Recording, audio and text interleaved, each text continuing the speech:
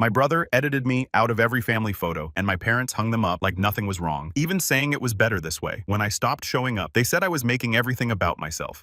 It was a chilly Sunday morning in late October. The kind where the air smells like damp leaves, and the sky just sort of hangs there low and gray like it's tired of pretending to be cheerful. I'd driven 3 hours without music, just the hum of the tires, and my thoughts playing bumper cars in my head. I hadn't seen my family in nearly a year, not since my brother's birthday dinner, where I was seated at the far end of the table like a forgotten guest. But my mom had called earlier that week, voice honeyed and casual, asking if I'd come down to see them for a bit just for lunch, she said. Nothing dramatic. I should have known better. My name's Brian. I work in software, live alone, pretty quiet life overall. Nothing flashy. I'm not estranged from my family. Not officially, but I've always felt like I was tolerated more than loved. The spare piece that didn't quite fit into the perfect picture my parents were trying to frame. My brother Aaron, 3 years older and born with that natural charisma that made adults chuckle and ruffle his hair, always fit the mold perfectly. He went to law school, married his college sweetheart, gave our parents 2 adorable grandkids, and lives exactly 20 minutes away from them. Me. I moved out of state the second I could afford rent on my own, dated here and there, poured myself into my career. The way my family sees it, Aaron built a life. I built a hobby. Still, I wasn't going down there to start anything. I told myself that repeatedly. I'd rehearsed how I'd keep things light, smile politely, dodge the jabs I knew were coming, and just leave after a few hours. Maybe it was guilt. Maybe I thought I was mature enough to rise above it all. But deep down, I think I just wanted to be proven wrong. I wanted to believe that maybe things had changed. When I pulled into the driveway, the house looked the same. White paint peeling just a bit under the windows. Garden gnomes, my mom insisted, were whimsical, and the same faded welcome mat that had been there since I was a teenager. I stood there for a moment, hands in my pockets, before knocking. My mom answered with her usual tight-lipped smile and a quick hug. "You look tired," she said before I could even say hello. "Are you eating enough, classic?" Inside the house smelled like roasted chicken and rosemary, something Aaron's wife probably prepped earlier. She's big on meal planning. I said hello to my dad, who gave me a distracted wave from his recliner without looking up from the news. The grandkids were over too, apparently, judging by the shrieks coming from upstairs. And of course, Aaron arrived just minutes after me, perfectly timed as always, breezing in with a joke and a bottle of wine. Everyone lit up. My mom kissed his cheek. My dad finally turned off the TV.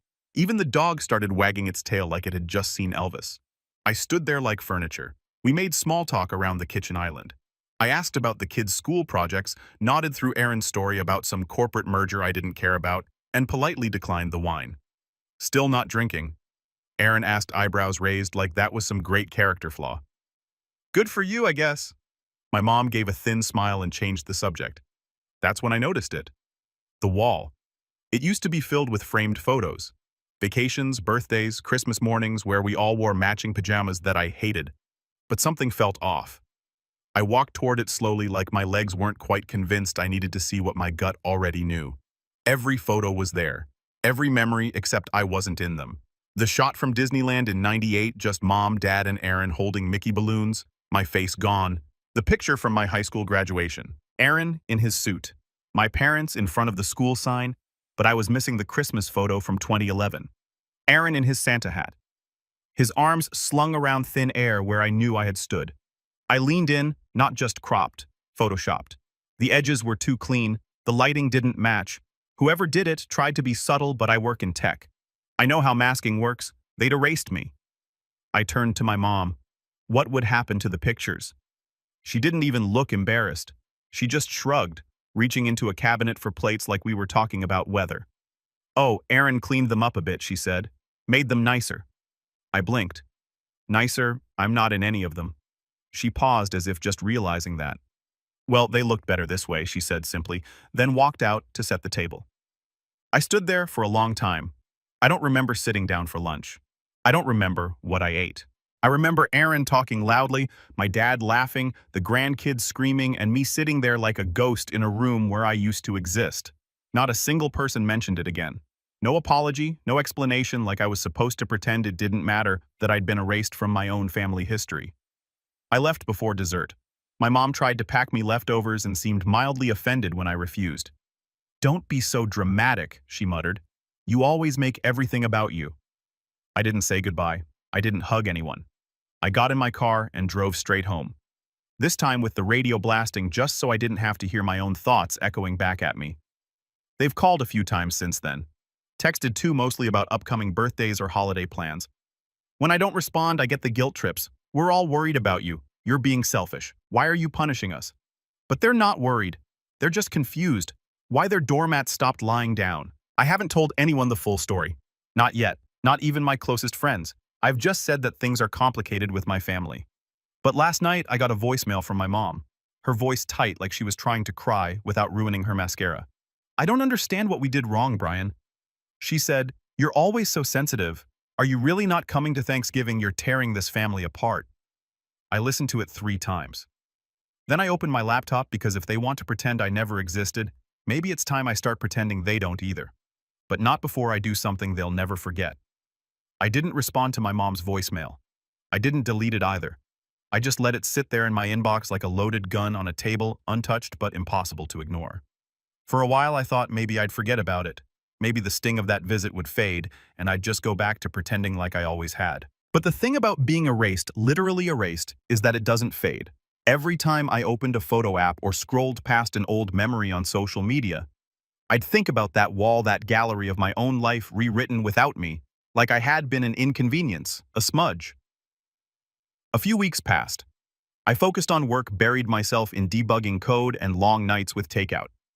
I didn't answer texts. I stopped checking the family group chat, which I mostly stayed in out of habit anyway. It wasn't like they ever messaged me directly. Everything was either about Aaron's kids or some plan I was never invited to until the last second, as if I was an afterthought, a courtesy, a checkbox. Then came Thanksgiving.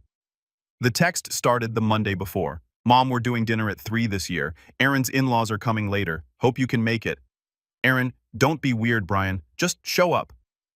Mom, again, it would mean a lot to your father." Dad sent thumbs up. No apology, no mention of what happened. Just a casual expectation that I'd fall back into place like nothing had changed, like they hadn't framed an alternate version of my entire childhood on their living room wall. I left them all on read. Thanksgiving morning, I got one more message from my mom. It was a photo. The table was already set. Crystal glasses, gold-trimmed china centerpieces that looked straight out of a Pottery Barn catalog. And there, right in the middle, were personalized name cards and an elegant cursive. One for Aaron, one for his wife, one for each of their kids, one for my parents, even one for Aaron's dog, who apparently was considered family enough to earn a seat at the table. No card for me. I laughed when I saw it. Not because it was funny, but because it was so absurd I didn't know what else to do. That was the moment I realized I wasn't just excluded. I was being edited out in real time, like they were actively crafting a version of this family where I had never existed. I stayed home that day, made spaghetti, and watched old sitcom reruns. Around 5:30 p.m., I got a call from my mom. I let it go to voicemail. She sounded annoyed this time, not emotional. "We waited for you, Brian. Aaron told me not to, but I said we should. Why are you doing this? Why are you punishing us for trying to keep things peaceful?" That word again, punishing. As if I was the one making things difficult, as if they hadn't rewritten my life out of existence and expected me to smile about it over mashed potatoes. That night, I went digging. I opened a folder on my hard drive labeled Old Stuff and started scrolling through pictures from the past 20 years. Real photos, the ones I had saved because they actually meant something to me. There was one of me and Aaron building a treehouse with our dad in the summer of '99. Another of all of us at my college graduation. Me holding my diploma, beaming my mom with tears in her eyes. And there was one I had completely forgotten about, my 10th birthday party. I was in a homemade Batman costume, chocolate frosting smeared across my face. Aaron holding up a sign that said, "Happy birthday, little bro," with way too many exclamation points. I stared at that one for a long time because it meant that at least once, this family had loved me, or at least pretended to. And somewhere along the way, that version of us got lost. I wasn't prepared for what happened next. A week later, I got a text from my cousin Megan. We'd always been close growing up, but drifted apart after she moved out of state. Still, we followed each other on Instagram and occasionally liked each other's stuff. Her message was short. "Megan, hey, are you okay? I saw something weird at Aunt Laura's last night." I called her immediately. Apparently, Aunt Laura had pulled out a few old photo albums while Megan was visiting. Family pictures, holidays, all that. But the thing that caught Megan's eye was that several photos had been altered badly, like she could see where the edges didn't quite match. And more importantly, she remembered me being in them. She remembered the original versions. I swear, Brian, there was this one from that Christmas at Grandma's house when we were teenagers. You and I were standing in front of the tree making goofy faces. I know you were in that photo, but when Aunt Laura showed it to me, you were gone like you'd never been there. My blood went cold. Did you ask her about it? Yeah, Megan said, hesitant. She just kind of brushed it off, said she didn't remember you being there, which is insane because you were literally the one taking most of the photos that year. I couldn't breathe. It wasn't just the pictures on my parents' wall. It wasn't just their house. It was spreading. I think they've been giving people the edited versions, Megan said quietly, sending them out, replacing them. I hung up and immediately called another cousin, Tom, who lived nearby and had always been neutral in the family drama. I asked him if he had any old photos saved from back in the day. He did. I asked him to send me the ones from my 21st birthday party. It had been at my parents' house back when things were still normal-ish. I remembered us all taking a big family photo in the backyard under those tacky solar lights my mom loved. He sent it. I opened the image. I wasn't in it. Not just cropped, not just blocked by someone else. I had been removed cleanly, seamlessly, like I'd never been there. I wanted to throw my laptop across the room. What kind of person does this? What kind of family? It wasn't until 2 nights later, after a long and restless scroll through every tagged Facebook photo from the last decade, that I realized how deep it went. My mom had been quietly untagging me from group pictures. My brother had posted a throwback Thursday collage from our childhood. Every single photo was one I remembered, but in every one I had been replaced or removed. It wasn't just eraser, it was replacement. Aaron's kids had been photoshopped into pictures from years before they were even born. A photo of a camping trip from 2007 now showed one of his daughters holding a sparkler, despite the fact that she hadn't even existed back then. In one image, my arm was still visible around someone's shoulders, but the face was blurred, replaced with a mismatched pixelated version of Aaron's youngest. I started to feel nauseous. This wasn't just my family being cold, this was calculated, intentional. They weren't just pretending I didn't matter. They were actively rewriting history to pretend I never existed. The final straw came 3 days later. I got a wedding invitation in the mail. Cream cardstock, elegant calligraphy. It was from Aaron and his wife. They were renewing their vows for their 10-year anniversary. Of course, what caught my eye wasn't the invite itself. It was the photo they used. A full-color print of Aaron and his wife on their wedding day standing under an arch of white roses. Only that wasn't the original photo because I had been Aaron's best man. I had stood next to him that day, hand on his shoulder, smiling like an idiot. And in this photo, the man standing next to him was their oldest son, who had been 2 years old at the time. They'd photoshopped me out again this time, replacing me with someone who literally wasn't even old enough to walk down the aisle. I stood in my kitchen holding that invitation like it was a bomb. And maybe it was because in that moment something in me snapped. The part of me that had tried to keep the peace, that had swallowed every slight, that had told myself, maybe they didn't mean it that way, or it's not worth the fight. That part of me died. Of me, they wanted me gone. They wanted to pretend I never existed. Fine. But I wasn't going quietly. I started planning something that night. Something they wouldn't see coming. Something they couldn't Photoshop their way out of. And when I was done, they were going to wish they'd just left the pictures alone. I didn't sleep the night I got that wedding invite. I just sat at my kitchen table, the card still propped against the coffee mug I never touched, staring at that photo like it might blink or speak or offer me some kind of explanation. I wasn't just erased from the picture, I was replaced, literally overwritten by a kid who hadn't even been in preschool when the photo was taken. It felt like the final nail in a coffin I hadn't realized they'd been building for years. I'd spent most of my adult life excusing my family's behavior, downplaying it, telling myself I was just sensitive, or maybe not trying hard enough to connect, or maybe too different to really fit in. Aaron was the golden child. That was fine. Some families are like that. I could live with not being the favorite. I had built a life, had my own apartment, a steady job, friends who checked in on me. But seeing my image literally rewritten in family memories, that wasn't favoritism. That was something darker. That was exile. And for the first time, I let myself sit in the pain of that truth. Not brush it off, not laugh it away. I let it hurt because it did hurt. The next few weeks were a blur. I barely got out of bed. I'd wake up late, work from home in sweatpants, barely touch food. My sleep was broken and shallow. And when I wasn't working, I was scrolling through old photos like I was trying to prove to myself I'd actually existed. I felt hollow like a character in someone else's story who had just realized he was being written out of the plot. People noticed. My coworkers asked if I was okay. I told them I was just tired. My closest friend Kevin came over one Friday night and found me half asleep on the couch, surrounded by printouts of old photos like a deranged detective trying to solve his own disappearance. "What's going on, man?" he asked, nudging a stack of photos with his foot. "Did someone die?" "Yeah," I muttered voice. "Me." Kevin raised an eyebrow but didn't laugh. He sat down across from me and listened. Really listened. I told him everything. The photoshopped childhood, the photos on the wall, the family events where I was never invited or tagged or named. I told him about the wedding invitation, the replacement, the way no one ever apologized or acknowledged it, how they always made it my fault for pulling away. When I finished, Kevin was quiet for a long time. "Dude," he finally said, "that's not just messed up, that's pathological. Like that's cult-level gaslighting." I let out a dry laugh. I thought I was being dramatic. "You're not. That's some Twilight Zone stuff." He looked around the room at all the photos I had printed and laid out like a memorial service. "So what are you going to do?" I didn't answer right away because I didn't know. Revenge, disown them, call them out publicly quietly. I was still too tangled in the grief to think straight. But I knew one thing for certain. I wasn't going to let them define me anymore. That night after Kevin left, I opened a blank document on my laptop and started typing. Not a letter to them, not a plan for revenge, just my story from the beginning. I wrote about what it was like growing up invisible. About the little slides that I used to tell myself didn't matter.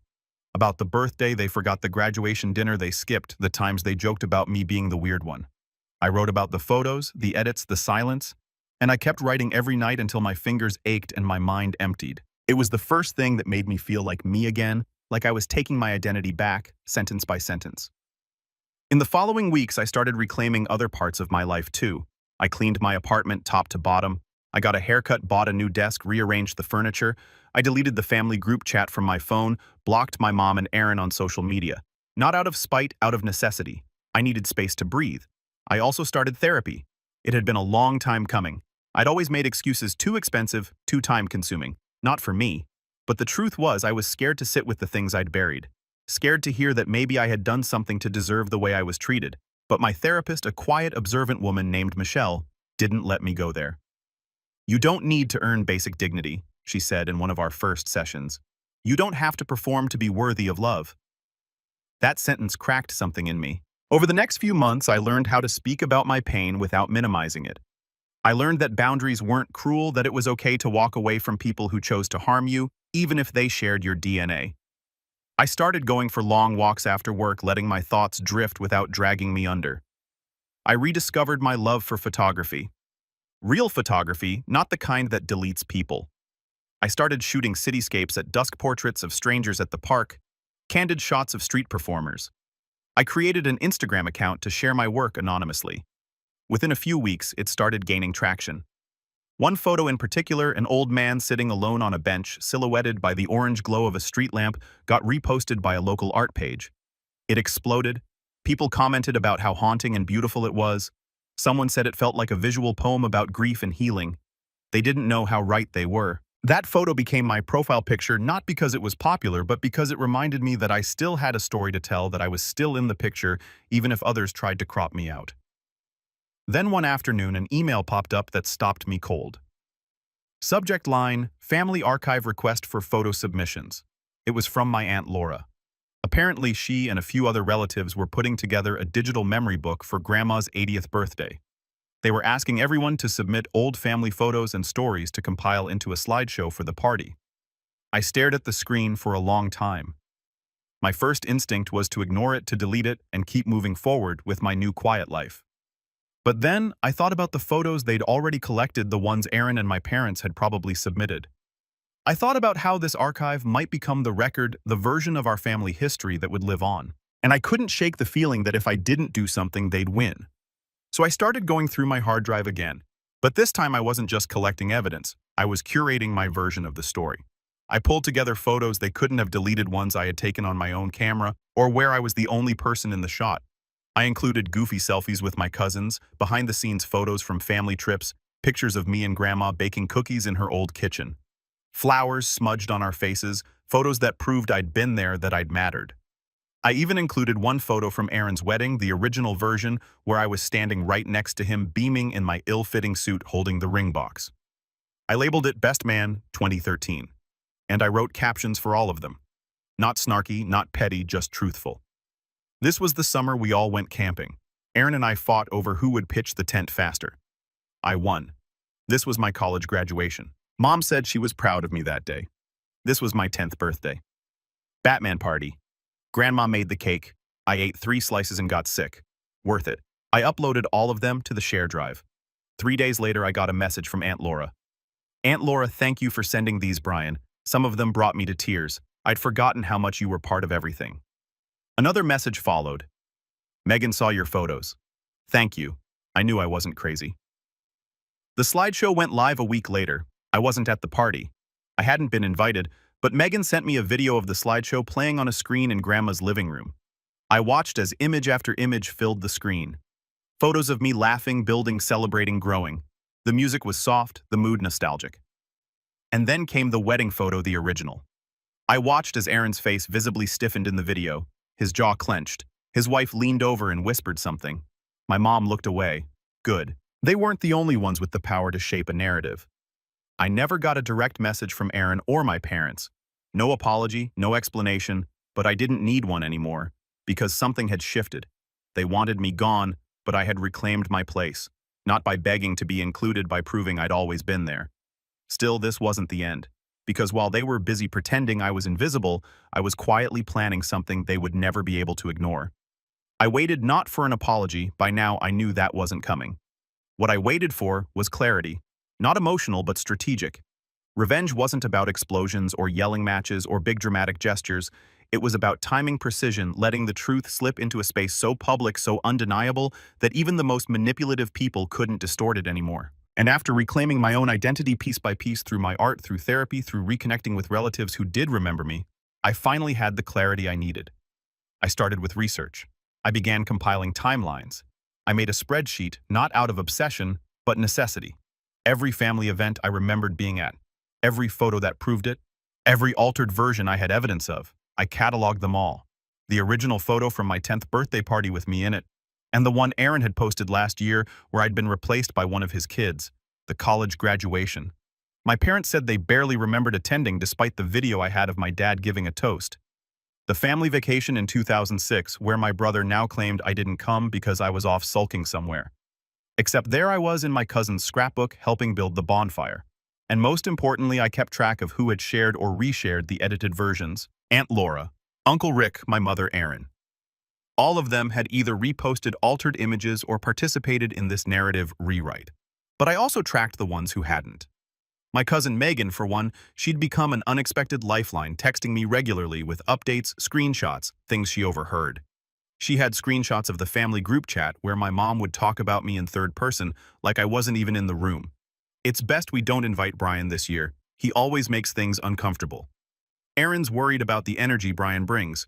We're trying to keep things light. Let's not include him in the memory book photos. Okay? We wanted to be positive. Positive. That word again.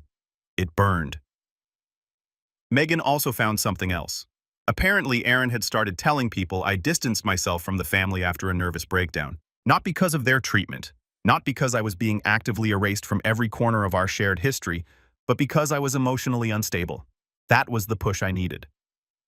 So I reached out to the last person I ever thought I'd call again, Grandma. She was 80 now, sharp as ever, but quiet. She'd always been diplomatic in family matters, the type to mediate instead of take sides. But she was also sentimental. She kept boxes and boxes of photos, real ones, untouched, unfiltered photos my parents probably hadn't touched yet. I called her and asked if I could come visit. She sounded surprised, but warm. I'd love that, she said. It's been too long. I drove the next weekend. She lived in a small town just a few hours away. And when I got there, she greeted me with a frail hug and watery eyes. You look just like your grandfather, she said, touching my cheek. We had tea, talked about nothing at first, then about the family. I treaded carefully until I saw the old album on her coffee table. I asked if I could look through it. She handed it over. There I was, page after page, smiling, awkward teenage me holding sparklers, helping in the garden. Even Aaron and I arm in arm at his engagement party. There was no denying it. I'd been there. I'd mattered. And now I had the proof. Undisputable, tangible. Grandma, I said softly, do you know that some of these photos are different online? She blinked. What do you mean? I showed her my phone. Side-by-side comparisons, original versus edited, the cropped birthday photos, the wedding picture, my literal deletion. Her hands shook a little as she held the phone. They did this, she asked. Yeah, I said. They did. She looked at me for a long time. Then she said something I didn't expect. You should tell people. I paused. You think so? I know, so she said. It's time someone did. So, I began. First, I secured digital copies of Grandma's photos. She even helped me scan some of them. We laughed at how bad some of the old shots were. Her printer jammed 3 times, and we ended up eating frozen pizza on TV trays like it was 2002 again. For a moment, it felt like family was a real thing again. Not a lie, not a performance. Once I had everything, I sat down to build what I came to call the archive. Not for the public, not yet. For now, it was a personal project. A Dropbox folder with clear labels, originals, edited versions, collected side-by-sides, video evidence, voice memos from Grandma Megan. I even made a timeline document. It was clinical, almost cold, exact dates, image names, who shared what, where, and when. No commentary, just facts. The pattern was clear. Over the last 6 years, I had been systematically scrubbed from the family history by Aaron, my parents, and whether knowingly or not, a few others. With this archive built, I now needed the moment, the spark, the perfect time to expose it. Not just for vindication, but for impact. I didn't want to scream it into the void. I wanted the truth to hit the exact people who'd spent years pretending I was nothing. And that's when fate handed me a golden opportunity. Megan texted me a screenshot. Aaron and his wife were planning a family legacy video, a slick edited documentary-style project to celebrate my parents' 40th anniversary. They'd hired a professional videographer, were collecting stories from relatives, and planned to play the final cut at a massive garden party in June. They were inviting extended family from all over the country. The whole thing was going to be recorded. It was perfect. I didn't tell Megan my full plan, just asked if she could get me access to the videographer. She said she'd try. A few days later, she sent me his contact info. Don't say I gave it to you, she wrote. But he's chill. Just tell him you're part of the family and want to contribute a segment. So I did. I reached out as Brian Aaron's younger brother and asked if I could record a message for the video tribute. I said I wanted to celebrate our parents in my own way. The guy was polite. Sure, man. Just shoot something horizontal and email it to me. I'll slot it in. I recorded 2 versions. Version 1, sweet, clean, emotional, the one I knew they expected. Version 2, the truth.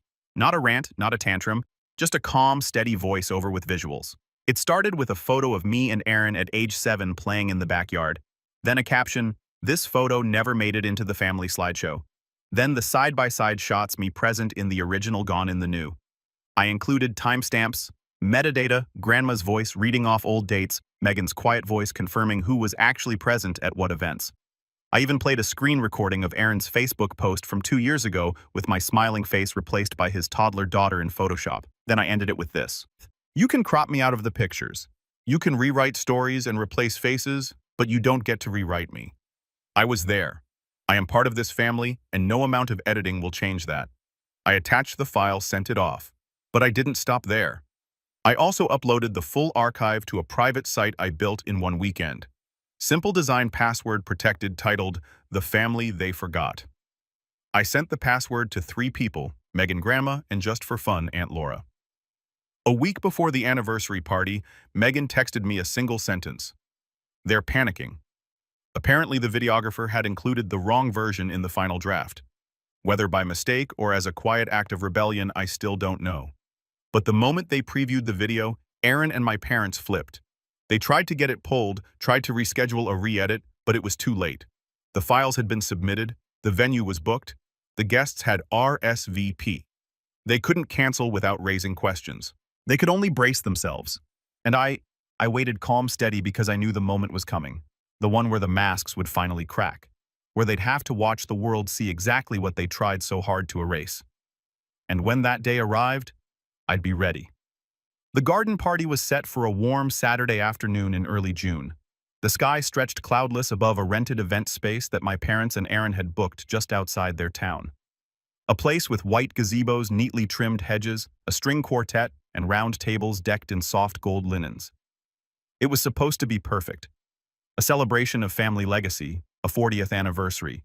Grandparents smiling for photos, kids running on the grass. Catered food with little name cards. The kind of event where every detail screamed togetherness, love, unity. Except this time the pictures couldn't lie. Not anymore. I didn't attend the event. I debated it, but ultimately I wanted the moment to be theirs. Their show, their stage. I didn't need to be physically present for the truth to land where it needed to. My absence would speak for itself, especially when the video played. Megan had agreed to record it for me, not just the reaction, but the entire moment, the build-up, the expressions, the fallout. She positioned her phone, carefully muting the sound until the video segment began. She even brought a friend who pretended to be one of the photographers, letting her move freely between tables to capture the audience's reactions. The final video was 20 minutes long, and I watched every second. It began with a cheerful montage. Pictures of my parents in the 80s dancing at their wedding, holding Aaron as a baby. Guests clapped politely, sipping champagne. The music swelled with nostalgia. People smiled, whispered fondly to each other. Then came the next sequence. Our family through the years. That's when it shifted. The first few photos played as expected. Aaron's birthday's my parents in front of the old family home, but about 3 minutes in the screen went black. Then a single photo. Me and Aaron, ages 7 and 10, holding water guns in the backyard, unedited. The caption appeared in white font. This photo never made it into the family slideshow. There was a pause. Then the next image, the edited version, the one where I'd been cropped out completely. The audience murmured, confused. Then more side-by-side comparisons. My face erased, my arm still visible, whole scenes rewritten. The captions were neutral, almost documentary style. Original 2006 family camping trip. Edited version, posted in 2021. Figure on the left replaced digitally. A few heads turned. Aaron, seated at the front table, visibly stiffened. My mother leaned toward him and whispered something, her hand clutching her pearls. Then my voice came on. Calm, clear, measured. Not angry, not vengeful, just honest. I spoke over a slow pan of childhood photos. My name is Brian. I'm the youngest son of the couple being celebrated today. Some of you may not recognize me, and that's no accident. For the past several years, I've been gradually erased from our family's collective memory, removed from photographs, cropped out of narratives, replaced, or simply deleted. I'm not here to cause drama. I just want to share the version of this family you weren't shown. Gasps quiet, coughs, the clinking of forks stopped. I showed more images, a video clip of Aaron's wedding, where I stood beside him, then the altered version they'd used for their vow renewal, where his son stood in my place. I timed it perfectly. As I spoke about being replaced, the frame froze on that specific swap. My face gone, his child photoshopped in the lighting, not even matched. I watched Aaron's face in the recording. He looked like a man watching his house collapse in slow motion. His wife shifted uncomfortably. My dad closed his eyes. My mom stared at the screen with a rigid smile that cracked at the edges. Then came the final segment. Photos of me and Grandma, me with Megan. A clip of my cousin Tom saying, "Of course Brian was there." He took this photo pointing to a group picture where I had been erased. And then Grandma's voice, trembling but firm, reading a quote from a letter she wrote me just 2 weeks prior. Every family has a choice between truth and comfort, between love and control. I'm sorry I stayed silent so long. You were always part of this family, and you always will be. I closed the video with one final image. Me, standing alone in the backyard last fall, holding a framed photo of my 10th birthday. The real one caption, "I was always there, you just stopped looking." The screen faded to black. Silence. No music, no applause, just stunned, awkward silence. In Megan's video, you could see people start shifting in their chairs. A few guests glanced at Aaron, then at my parents. Some whispered. Aunt Laura looked like she'd swallowed a lemon. Uncle Rick took a long sip of wine. One of Aaron's friends actually got up and walked outside. Then came the whispers, the tension, and finally the fallout. I found out later that the rest of the party went off script. The planned speeches were cut. My dad sat quietly for the remainder, barely speaking. My mom tried to laugh it off, tried to joke that Brian's always been theatrical, but people weren't buying it. Megan told me that 3 different relatives approached her privately to ask if the photos were real. She showed them the site, the side-by-sides, the dates. They couldn't deny it. The truth was out. But I wasn't done. The next morning, I updated the private archive to be public. I added a disclaimer at the top. This is not about shaming. This is about remembering what's true. Then I sent the link to every guest who had attended the party politely, just so they could see the full story for themselves. I didn't call anyone out by name. I didn't need to. Within 48 hours, Aaron deactivated his Facebook. 3 days later, I got a text from an unfamiliar number. Aaron, you win. Hope you're happy. I didn't respond because it wasn't about winning. It was about being seen. Megan told me that my parents are taking a break from social events. Apparently, a few longtime family friends pulled away. Quietly, my mom stopped posting family photos altogether. My dad hasn't spoken to Grandma since the party. She's fine with that. I think I finally stood for something, she said to me on a call. Feels good, actually. As for me, I moved cities, got a new job in a bigger firm, one that respects balance and leaves room for passion projects. My photography took off too. After the story of my edited childhood went mildly viral on a local blog, people started asking about my work. I even booked a small solo gallery show. The theme, the ones who stayed in frame. I'm still in touch with Megan Grandma too. Occasionally a cousin reaches out and thanks me for saying what they were too afraid to, but mostly, I'm just living, breathing easier, and I've started taking family photos again. Only this time, I'm the one holding the camera. And the final shot, it's always honest. You can erase a face from a photo, but you can't erase the truth from the people who lived.